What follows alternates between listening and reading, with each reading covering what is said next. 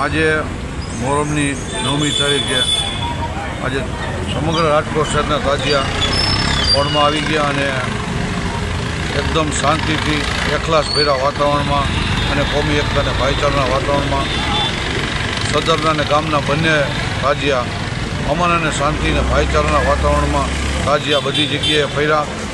કોઈ જાતનો પણ અનિચ્છનીય બનાવ ન બન્યો અને અલ્લાહે એની કુદરતે એની રહેમતે પણ વરસાવી દીધી અને અલ્લાહે પાછું વરસાદ પણ રહી ગયો અને લોકો શાંતિથી તાજિયાના અંદર ફર્યા અને દીદારે બધાએ કર્યા.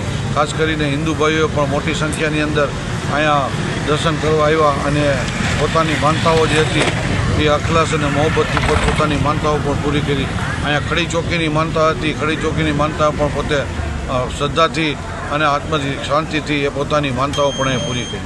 નિયાજનું દરેક સબીલમાં જે નિયાજ વિતરણ કરવામાં આવે છે એ બધી જગ્યાએ વેજ જ કર્યું છે. એનું કારણ છે કે અમારી સાથે હિન્દુ ભાઈઓ પણ સાથે નિયાજ ખાઈ શકે એટલે તમામ સબીલમાં અંદર બધી જગ્યાએ ભેળ છે, પકોડા છે અને ભજીયા છે, એવી બધી વસ્તુ જે છે એ નોનવેજ કોઈ કાંઈ વેચ્યું નથી. બધે વેજીટેરિયન જ બધી જગ્યા સબીલોના અંદર આઈસ્ક્રીમ છે, એવી બધી વસ્તુ જ વેચી છે જેથી કરીને દૂધ પડીક બધા ભાઈઓ હિન્દુ મુસ્લિમ બધા ભેગા બેસી અને ખાઈ શકે એ રીતનું આયોજન કર્યું.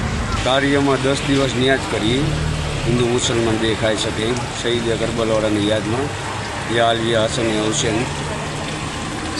એમાં સાદું બધું દાબેલી છે, ભેળ છે, રગડો છે, એટલે કોઈ બી રૂપમાં ફરસાણની આઈટમ હોય કે હિન્દુ મુસલમાન બે નિયાજ ચાખી શકે.